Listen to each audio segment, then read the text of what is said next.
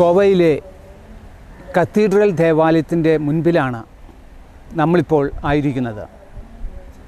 ഈ ദേവാലയത്തിലാണ് വിശുദ്ധ ഫ്രാൻസിസ് സേവിയറിൻ്റെ ഭൗതിക ശരീരം പരസ്യ വണക്കത്തിനു വേണ്ടി വിശ്വാസികൾക്ക് തുറന്നു കൊടുത്തിരിക്കുന്നത്.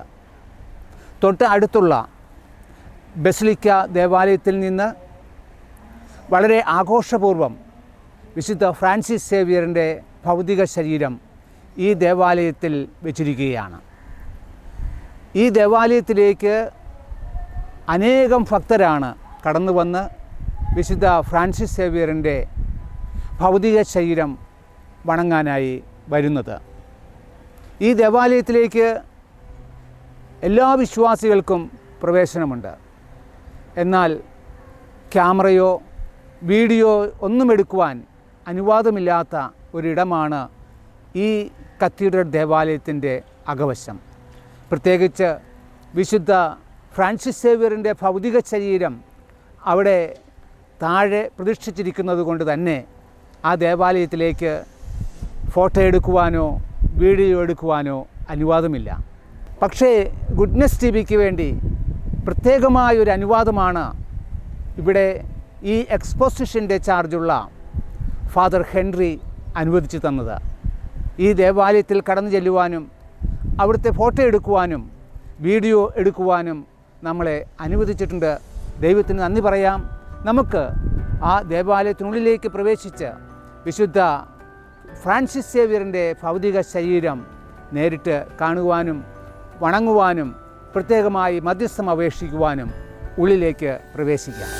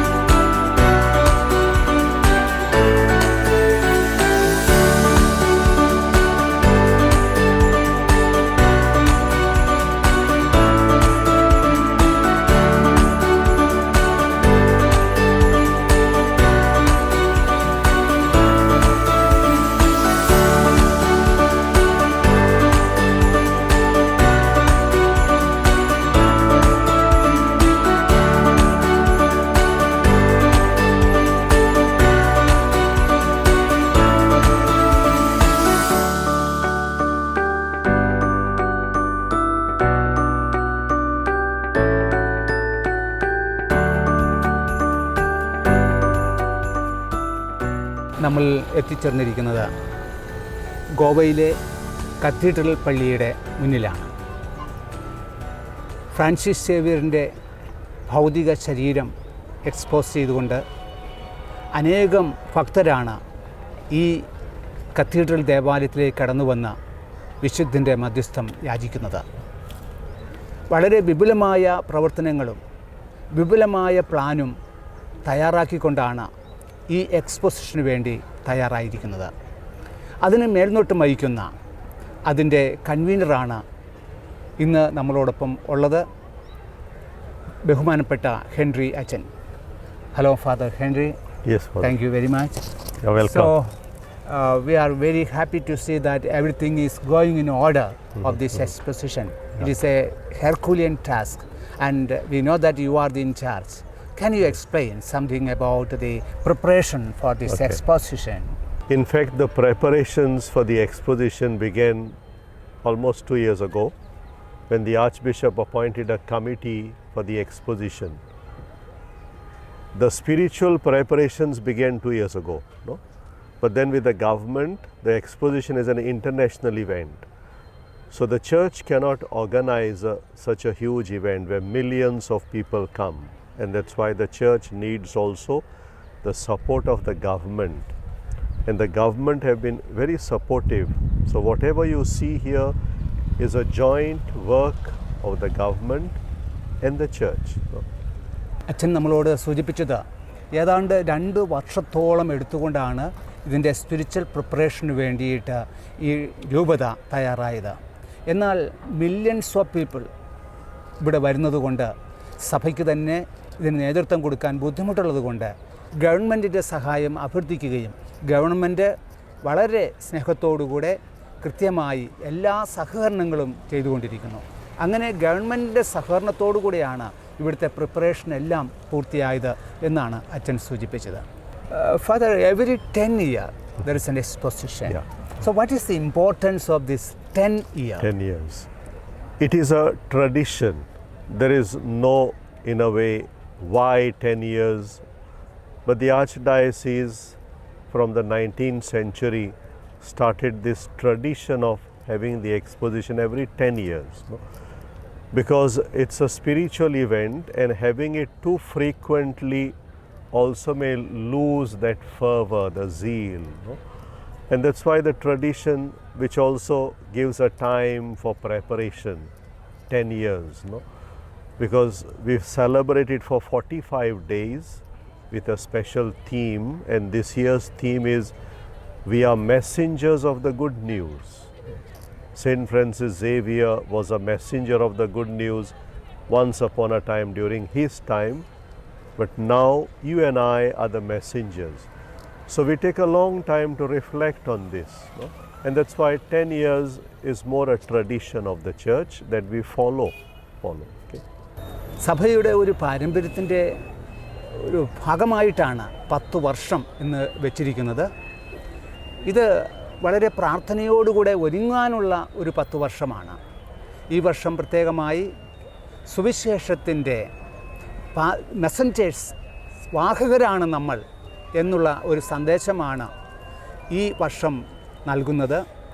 വിശുദ്ധ ഫ്രാൻസിസ് സേവ്യർ സുവിശേഷത്തിൻ്റെ ഒരു വലിയ പ്രവാചകനായിരുന്നു, വലിയ സന്ദേശവാഹകനായിരുന്നു. ഈ ഇന്ത്യയിൽ ഉടനീളം ചുറ്റി സഞ്ചരിച്ച് യേശുവിൻ്റെ സുവിശേഷം പ്രസംഗിച്ച ഫ്രാൻസിസ് സേവ്യർ, ആ ഫ്രാൻസിസ് സേവ്യറിൻ്റെ സുവിശേഷ ചൈതന്യം തന്നെ നമ്മളും സ്വീകരിച്ചുകൊണ്ട് ഫ്രാൻസിസ് സേവ്യറിനെ പോലെ യേശുവിനെ മറ്റുള്ളവർക്ക് പകർന്നു കൊടുക്കാനുള്ള ഒരു അവസരമാണ് ഈ 10 വർഷം. അതുകൊണ്ട് ഫ്രാൻസിസ് സേവ്യറിൻ്റെ ആ സുവിശേഷ ചൈതന്യം, ആ സുവിശേഷ സന്ദേശം പ്രചരിപ്പിക്കുന്ന ആ ചൈതന്യം നമ്മുടെ ജീവിതത്തിലും സ്വായത്തമാക്കാനായിട്ട് സാധിക്കുന്ന രീതിയിൽ ഈ ഫ്രാൻസിസ് സേവ്യറിൻ്റെ തിരുനാൾ 10 വർഷത്തിൽ നമ്മൾ ആഘോഷിക്കുമ്പോൾ അദ്ദേഹത്തിൻ്റെ ഭൗതിക ശരീരവും പൊതുദർശനത്തിനു വേണ്ടി വയ്ക്കുന്നു.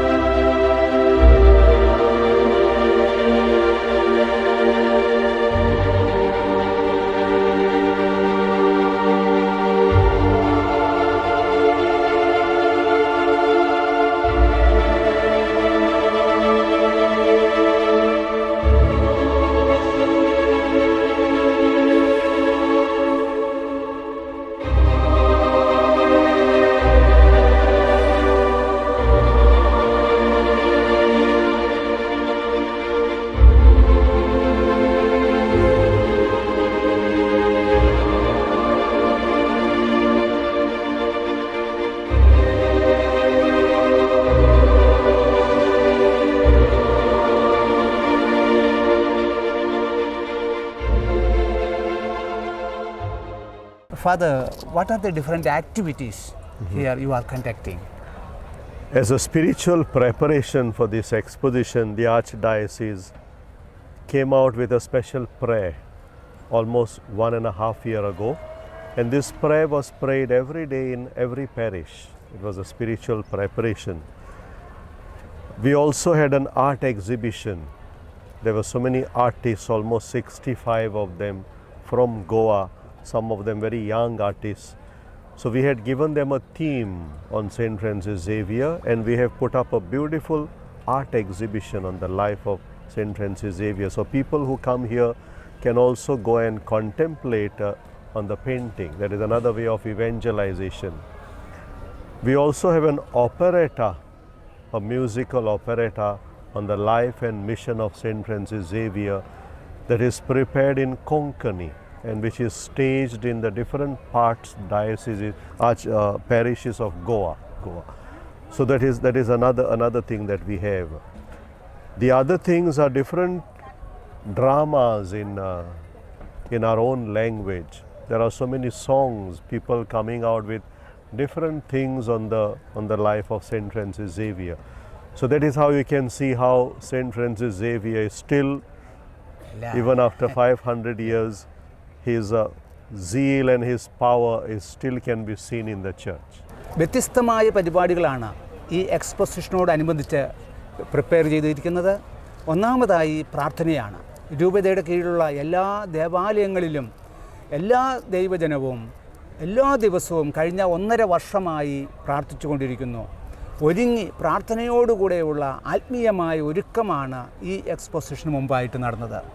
രണ്ടാമതായിട്ട് ആർട്ട് ഗാലറി, വിശുദ്ധ ഫ്രാൻസിസ് സേവ്യറിനെ കുറിച്ചുള്ള വ്യത്യസ്തമായ ചിത്രങ്ങൾ, പല ഫേമസ് ആയിട്ടുള്ള ചിത്രകലാകാരന്മാർ വരച്ചിട്ടുള്ള ചിത്രങ്ങൾ പ്രദർശിപ്പിക്കുന്ന ആർട്ട് ഗാലറിയാണ് മറ്റൊന്ന് ഓർക്കസ്ട്രയാണ്. വിശുദ്ധ ഫ്രാൻസിസ് സേവ്യറിനെ കുറിച്ചുള്ള ഗാനങ്ങളും അതുപോലെ തന്നെ അദ്ദേഹത്തിൻ്റെ ജീവിതവും എല്ലാം ഉൾപ്പെടുത്തിക്കൊണ്ടുള്ള വിവിധ തരത്തിലുള്ള ഓർക്കസ്ട്രകൾ നടത്തുക എന്നുള്ളതാണ്.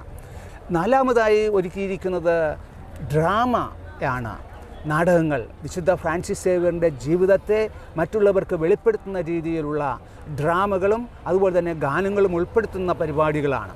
ഇങ്ങനെ വിശുദ്ധ ഫ്രാൻസിസ് സേവ്യർ ഇന്നും മനുഷ്യഹൃദയങ്ങളിൽ ജീവിക്കുകയാണ്. അവരുടെ സിരകളിലൂടെ ഫ്രാൻസിസ് സേവ്യറിൻ്റെ ആ പ്രേക്ഷിത ചൈതന്യം ത്രസിച്ചു കൊണ്ടിരിക്കുകയാണ്. അങ്ങനെ ഫ്രാൻസിസ് സേവ്യറിൻ്റെ ഈ തിരുനാൾ ദിനത്തിൽ അനേകർ വിശുദ്ധ ഫ്രാൻസിസ് സേവ്യറിനെ പോലെ യേശുവിൻ്റെ സുവിശേഷം ദൈവജനത്തിന് അറിയിക്കുക എന്നുള്ള ഉദ്യമം ഏറ്റെടുക്കുകയാണ്, ആ ദൗത്യം ഏറ്റെടുക്കുകയാണ്. അതാണ് വിശുദ്ധ ഫ്രാൻസിസ് സേവ്യറിൻ്റെ ഈ എക്സ്പോസിഷനോടനുബന്ധിച്ച് ഈ രൂപത ക്രമീകരിച്ചിരിക്കുന്ന പ്രവർത്തനങ്ങൾ.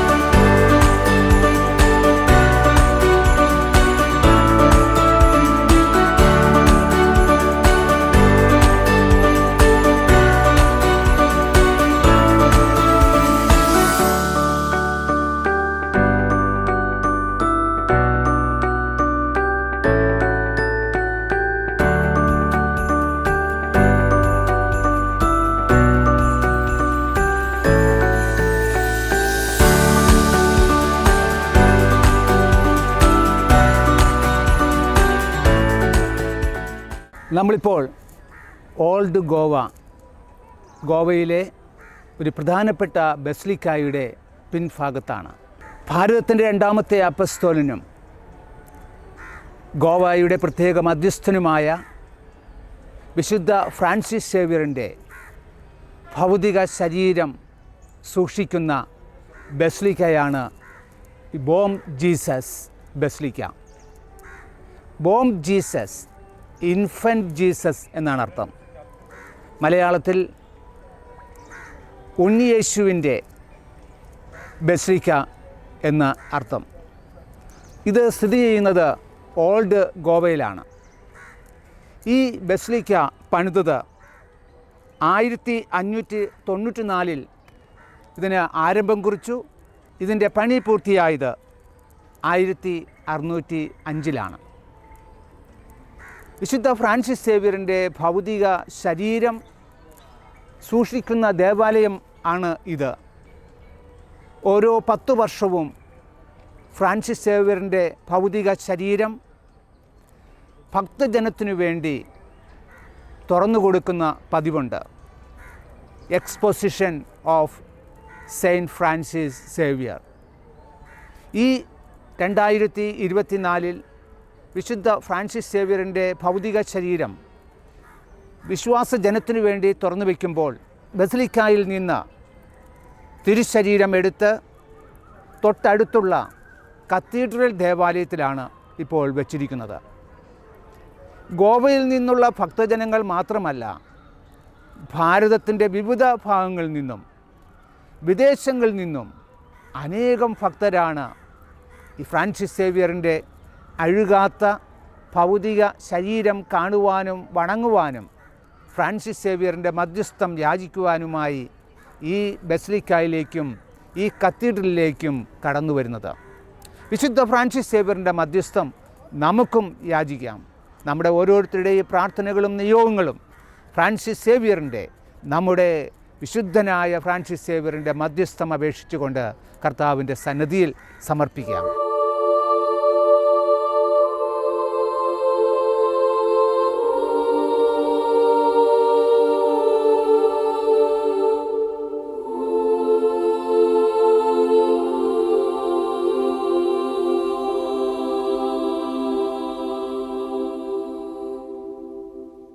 ബസിലിക്കയുടെ ബാക്ക് സൈഡാണ്. ഈ ബസിലിക്ക മുഴുവൻ പണിതിരിക്കുന്നത് ചെങ്കല്ല് കൊണ്ടാണ്. വളരെ ചെത്തി മിനുക്കി എടുത്ത ചെങ്കല്ലുകൾ പല ലെയറായി വെച്ചുകൊണ്ടാണ് ഈ കത്തീഡ്രൽ പണിതിരിക്കുന്നത്. ഇന്നും ആ ചെങ്കല്ല് അതേ രൂപത്തിൽ തന്നെ നിലനിർത്തിയിരിക്കുകയാണ്. അവിടെ ഇവിടെയൊക്കെ ചില പൊടികളുണ്ടെങ്കിൽ പോലും അതേ രൂപത്തിൽ നിലനിർത്താൻ വേണ്ടിയിട്ട് ഈ ചെങ്കല്ലിൽ ഒന്നും പ്ലാസ്റ്റർ ചെയ്യുകയോ മറ്റ് കെമിക്കൽ ഉപയോഗിക്കുകയോ ചെയ്തിട്ടില്ല. ആ പഴയ രീതിയിൽ തന്നെ ആൻറ്റിക്വിറ്റി കീപ്പ് ചെയ്യാൻ വേണ്ടിയിട്ട്, പ്രത്യേകിച്ച് യുനെസ്കോയുടെ പ്രത്യേകമായി ലിസ്റ്റിൽപ്പെടുത്തിയിരിക്കുന്ന ഒരു ബസിലിക്കയാണ്. അതുകൊണ്ട് ഒരു മാറ്റവും വരുത്താതെ തന്നെ ബസിലിക്ക പഴയ രീതിയിൽ അത് നിർമ്മിച്ചപ്പോൾ ഉണ്ടായിരുന്ന അതേ രീതിയിൽ തന്നെ ഇപ്പോഴും അത് സൂക്ഷിക്കുകയാണ്. അതാണ് ഇതിൻ്റെ ഒരു പ്രത്യേകതയായിട്ടുള്ളത്. ഇതിനകത്തേക്ക് കയറുമ്പോൾ വളരെ കൂൾ ആയിട്ടുള്ള ഇഫക്റ്റാണ് നമുക്കുണ്ടാവുന്നത്. വളരെ മനോഹരമായിട്ടുള്ള ഒരു സ്ട്രക്ചറാണ്. ഇതിൻ്റെ സ്ട്രക്ചർ തന്നെ പ്രത്യേക രീതിയിലുള്ള സ്ട്രക്ചറാണ്. പോർച്ചുഗീസ് കൊളോണിയൽ സിസ്റ്റത്തിൻ്റെയും ബറോക്ക് സ്ട്രക്ചറൽ ആർക്കിടെക്ചറൽ സ്ട്രക്ചറും കൂടി കൂടിച്ചേർന്നാണ് ഈ ദേവാലയം പണിതിരിക്കുന്നത്.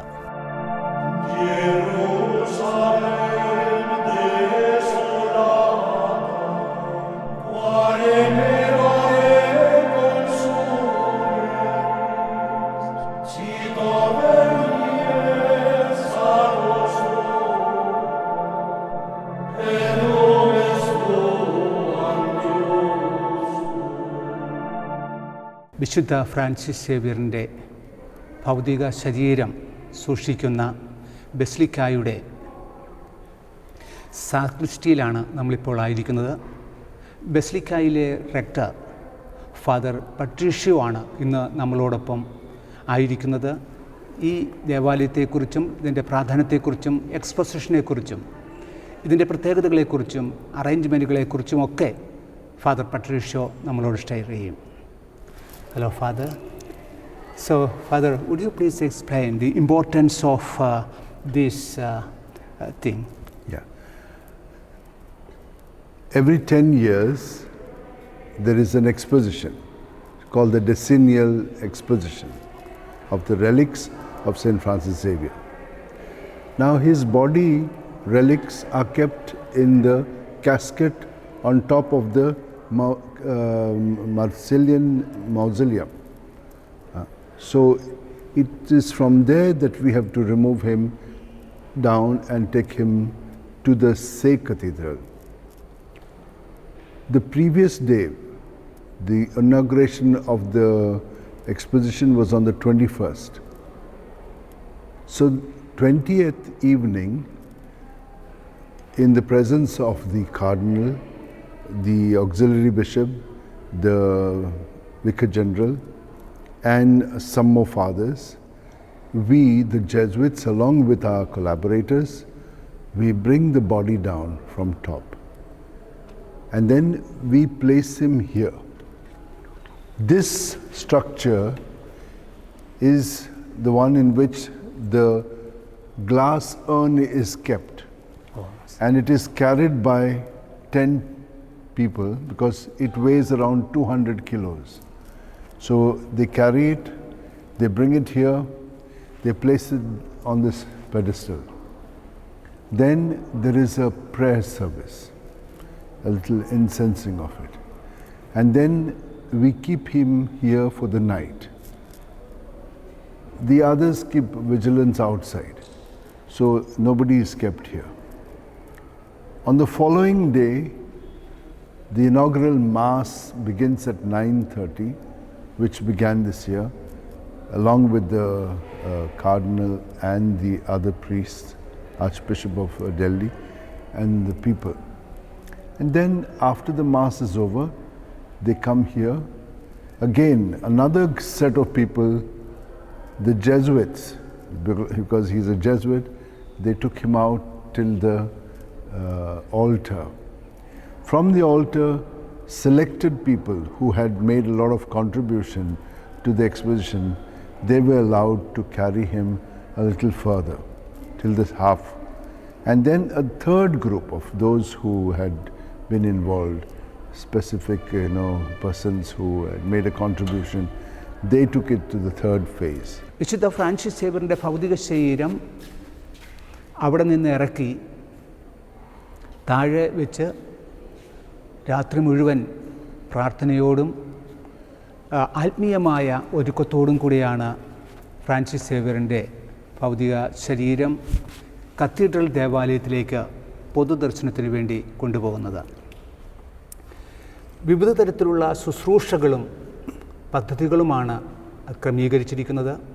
ഏതാണ്ട് 10 പേര് അടങ്ങുന്ന ഒരു സംഘമാണ് വിശുദ്ധ ഫ്രാൻസിസ് സേവ്യറിൻ്റെ ഭൗതിക ശരീരം ഉൾക്കൊള്ളുന്ന പേടകം വഹിച്ചുകൊണ്ട് പോകുന്നത്. ഏതാണ്ട് 200ഓളം കിലോഗ്രാം ഭാരമുള്ള ആ പേടകം, ആ പേടകത്തിൽ നിന്ന്, ആ പേടകം വയ്ക്കുന്ന സ്ഥലമാണ് ഇത്.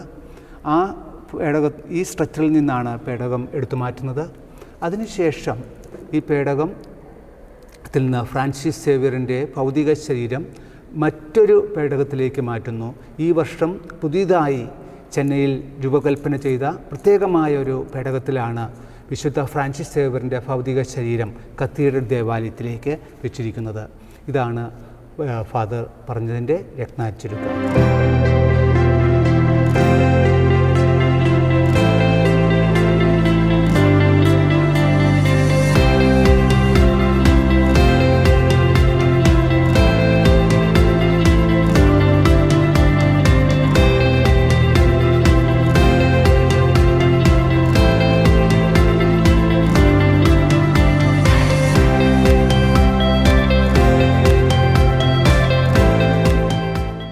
Father, what is the involvement of Jesuit priests in this basilica? It was the Jesuits who founded this place. When St. Francis Xavier arrived in 1542, he was the nuncio. He was the representative of the King of Portugal. But he chose the poverty of the Franciscans. And he went to a hospice, St. Lazarus Home. There he took care of the lepers and those who were sick. And there he would sleep with them only. need there. And he did something very unique of his time. He took a bell. Bell is very significant for us Indians. We wake the gods. Yeah. So he rang the bell and he invited the people, children, those who were at home, to come with him to the church of the Holy Rosary, which is still existent. He would go there, and another unique thing that he did was he used the tunes and used the prayers as lyrics. So they knew the tunes, they used different lyrics. The catechism was taught like that. So this is a pioneering effort of his. Jesuit അഡ്മിനിസ്ട്രേഷൻ്റെ പാർട്ടിസിപ്പേഷനെ കുറിച്ചാണ് അച്ഛൻ നമ്മളോട് സംസാരിച്ചത്. ആദ്യം നമ്മളോട് പറഞ്ഞത് Francis സേവ്യറിൻ്റെ പ്രാർത്ഥനാ ചൈതന്യത്തെക്കുറിച്ചാണ്. ഒരു അസറ്റിക് ലൈഫായിരുന്നു ഫ്രാൻസിസ് സേവ്യറിൻ്റെത്. രാവിലെ മുഴുവൻ ഓടി നടന്ന് സുവിശേഷ പ്രഘോഷണം നടത്തും, രാത്രി കർത്താവിൻ്റെ സന്നിധിയിൽ നിന്ന് പ്രാർത്ഥിക്കും. പലപ്പോഴും ഫ്രാൻസിസ് സേവ്യർ പ്രാർത്ഥനയുടെ സീറ്റിൽ നിന്ന് ഉയർന്നു പോയിട്ടുണ്ട് എന്നാണ് അച്ഛൻ സൂചിപ്പിച്ചത്. അത്രമാത്രം ഒരു അസറ്റിക് ലൈഫായിരുന്നു വിശുദ്ധ ഫ്രാൻസിസ് സേവ്യറിൻ്റെ. അതുപോലെ തന്നെ ഇവിടെയുള്ള ആൾക്കാരെ വിളിച്ചു ചേർത്ത് പ്രാർത്ഥിക്കുവാനായിട്ട്, കൊന്ത ചൊല്ലി പ്രാർത്ഥിക്കുവാനായിട്ടൊക്കെ അവരെ ഒരുമിച്ച് കൂട്ടുമായിരുന്നു. പ്രത്യേകിച്ച് ഇന്ത്യയുടെ പ്രത്യേകത അനുസരിച്ച് മണിയടിച്ചുകൊണ്ട് ആൾക്കാരെ വിളിച്ചു ചേർക്കുകയും അങ്ങനെ പ്രാർത്ഥനയിൽ യേശുവിനോട് ചേർന്ന് നിൽക്കാൻ പരിശുദ്ധാമ്മയുടെ മധ്യസ്ഥം യാചിച്ചുകൊണ്ട് കൊന്ത ചൊല്ലി എല്ലാ ദിവസവും പ്രാർത്ഥിക്കാൻ ഇവിടെയുള്ള യുവജനങ്ങളെയും മറ്റു ജനങ്ങളെ എല്ലാവരെയും ഒരുമിച്ച് കൂട്ടുമായിരുന്നു. ഇത് ജസ്യൂട്ടിൻ്റെ ഉടമസ്ഥതയിലുള്ള സ്ഥലമായിരുന്നു എങ്കിലും പിന്നീട് രൂപതയിലേക്ക് അവർ കൈമാറ്റം ചെയ്തു. രൂപത ആണ് ഇതിൻ്റെ എല്ലാ അഡ്മിനിസ്ട്രേഷനും നടത്തുന്നത്. പക്ഷേ ജസ്യൂട്ടാണ് ആത്മീയ കാര്യങ്ങൾക്ക് നേതൃത്വം കൊടുക്കുന്നത്. അങ്ങനെ ജസ്യൂട്ടിൻ്റെ സാന്നിധ്യം ഇപ്പോഴും ഇവിടെ ഉണ്ട്. അത് വലിയൊരു സന്തോഷകരമായ കാര്യമാണ്. കാരണം വിശുദ്ധ ഫ്രാൻസിസ് സേവ്യർ ഒരു ജസ്യൂട്ട് അംഗമായിരുന്നു. അതുകൊണ്ട് തന്നെ ജസ്യൂട്ടിൻ്റെ സാന്നിധ്യം ഈ പ്രദേശത്തിന് കൂടുതൽ ഉണർവും ഉന്മേഷവും അതുപോലെ തന്നെ ഒരു പ്രകാശവും നൽകുകയാണ്. ഇതാണ് അച്ഛൻ നമ്മളോട് സൂചിപ്പിച്ചത്. ഈ ബസിലിക്കായുടെ മുഖവാരം പടിഞ്ഞാട്ട് തിരിഞ്ഞാണ് നിൽക്കുന്നത്. അതിൻ്റെ പുറകുവശം കിഴക്ക് വശം. അപ്പോൾ സൺസെറ്റ് വരുമ്പോൾ സൂര്യപ്രകാശം ഈ അൾത്താരയിലേക്ക് പതിച്ചിട്ട് ഈ അൾത്താരയിൽ നിന്ന് പ്രകാശം കടന്നു വരും. നമുക്കറിയാം, പണ്ട് പ്രത്യേകമായ ലൈറ്റ് അറേഞ്ച്മെൻറ്റുകളൊന്നുമില്ലായിരുന്നു. ഇതിൻ്റെ അൾത്താര സ്വർണം കൊണ്ട് പൊതിഞ്ഞിരിക്കുകയാണ്. ആ സ്വർണം കൊണ്ട് പൊതിഞ്ഞ അൾത്താരയിലേക്ക് സൂര്യപ്രകാശം അടിച്ച് പ്രകാശധാര പുറത്തേക്ക് വമിക്കും. അങ്ങനെ വളരെ മനോഹരമായ ശോഭാപൂർണമായ ഒരു അൾത്താര നമ്മുടെ മുന്നിൽ പ്രത്യക്ഷപ്പെടും. ആ രീതിയിലാണ് ഈ ദേവാലയം സ്ട്രക്ചർ ചെയ്തിരിക്കുന്നത്.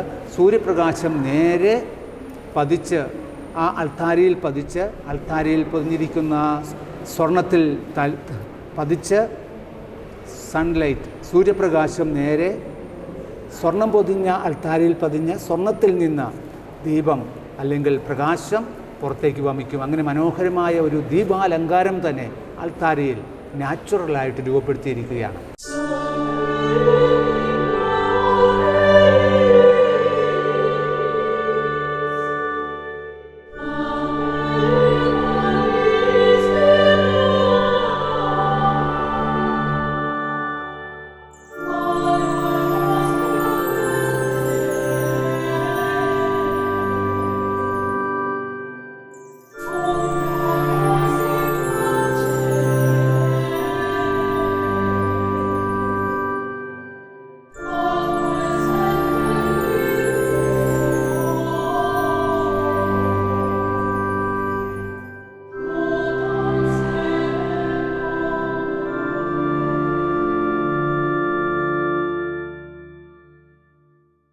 The Goans are very devout. There's a lot of devotional practices, novenas, prayers, Eucharist. So, in order to prepare for this, we have been having a lot of preparation. Schools which are run by the diocese and the religious, there were prayers, assembly prayers which were done. In every parish, they said a prayer for the success of the exposition and also for the Jubilee year next year in preparation for this. So this leading into that. Today, I had a great, experience. There was a sister who came to me and she says she's diagnosed with cancer. She could not take it. She was all the time crying. I listened to her and I prayed over her and I gave her a blessing with the relics of St. Francis Xavier. But as I came out, there was this family from Kerala. She says 20 years back, my wife was dying. She had arthritis. She could not, she was kind of paralyzed. She had bloated up and become so thick. She had a child who was 1 year old. Something happened to us and we felt we must come and be with the relics of St. Francis Xavier. They drove continuous, non-stop, 800 kilometers because she could not get out. They came here, they said, you cannot go in, you have any certificate? Saying, look at me. But I believe that I'm going to be healed. He said, take the thing. They went there. A miracle took place. She saw the body in a different way. She saw him like a European. And they all made pictures of this. This was something the husband, the son, who is now a doctor, they have seen all this. They said, my God, it's amazing. So, and that very moment she got up and she's never again sat on a wheelchair. Second thing he said, she has not taken medicines from then till now. She is totally on the grace that she received through the intercession of St. Francis Xavier. So as she was saying, this sister who was crying all the time about her thing, her tears only got dried up. And she says, I'm going to go back to St. Francis Xavier with faith and I'm going to ask him, may this miracle also take place in me. So while devotions are taking, there is a deepening of faith among the people.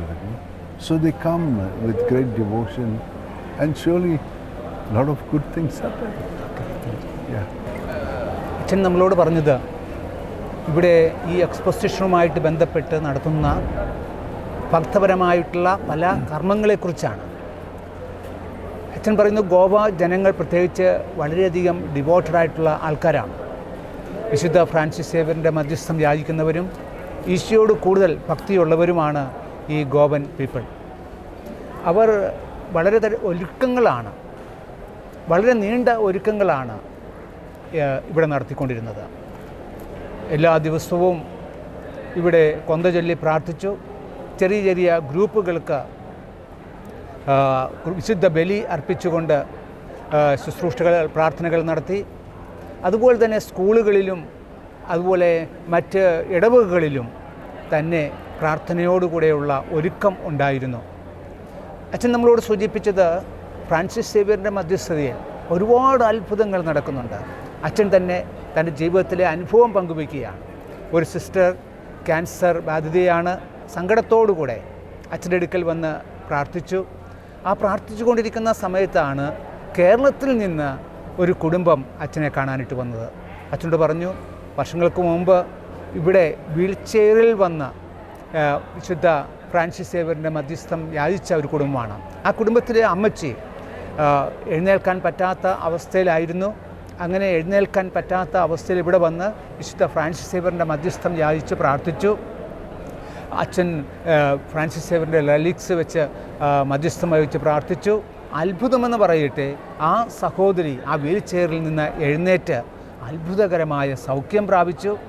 ഇതുവരെ ഉപയോഗിച്ചുകൊണ്ടിരുന്ന മരുന്നുകളെല്ലാം ആ സഹോദരി ഉപേക്ഷിച്ചു. അങ്ങനെ അത്ഭുതകരമായ സൗഖ്യമുണ്ടായത് അച്ഛനോട് ആ സിസ്റ്ററിൻ്റെ മുമ്പിൽ വെച്ച് പങ്കുവെച്ചപ്പോൾ ആ സിസ്റ്ററിൻ്റെ കണ്ണുനീര് തന്നെ ഇല്ലാതായി. കാരണം ആ സിസ്റ്ററും വിശ്വാസത്തോടുകൂടെ ഫ്രാൻസിസ് സേവ്യറിൻ്റെ മധ്യസ്ഥം യാചിച്ചുകൊണ്ട് തനിക്കും രോഗസൗഖ്യം ലഭിക്കും എന്നുള്ളൊരു പൂർണ്ണ ബോധ്യത്തിലേക്ക്, വിശ്വാസത്തിൻ്റെ ആഴങ്ങളിലേക്ക് വരുവാനായിട്ട് സാധിച്ചു. അനേകർ വിശുദ്ധ ഫ്രാൻസിസ് സേവ്യറിൻ്റെ മധ്യസ്ഥം യാചിക്കുന്നുണ്ട്. ലോകം മുഴുവൻ വിശുദ്ധ ഫ്രാൻസിസ് സേവ്യറിൻ്റെ മധ്യസ്ഥം യാചിക്കുന്നുണ്ട്. പ്രത്യേകിച്ച് ഇന്ത്യയിൽ ഗോവയിൽ കേരളത്തിൽ നിന്ന് അനേകരാണ് ഞങ്ങളിവിടെ വന്നപ്പോൾ കാണാനായിട്ട് സാധിച്ചത്. അങ്ങനെ വിശുദ്ധ ഫ്രാൻസിസ് സേവ്യറിൻ്റെ മധ്യസ്ഥം യാചിച്ചുകൊണ്ട് അനേകം ഭക്തരാണ് ഇവിടെ വരുന്നത് ഒരു സന്ദർശനത്തിന് വേണ്ടിയിട്ടല്ല, മധ്യസ്ഥം അപേക്ഷിക്കാൻ വേണ്ടിയിട്ടാണ്. വിശുദ്ധ ഫ്രാൻസിസ് സേവ്യറിനോടുള്ള സ്നേഹത്തോടുകൂടെ മധ്യസ്ഥം അപേക്ഷിച്ച് പ്രാർത്ഥിക്കുന്ന എല്ലാവരെയും വിശുദ്ധ ഫ്രാൻസിസ് സേവ്യറിൻ്റെ മധ്യസ്ഥം വഴി അവർക്ക് സൗഖ്യമുണ്ടാകട്ടെ, സന്തോഷമുണ്ടാകട്ടെ, അവരുടെ ആഗ്രഹങ്ങൾ സാധിച്ചു കിട്ടട്ടെ.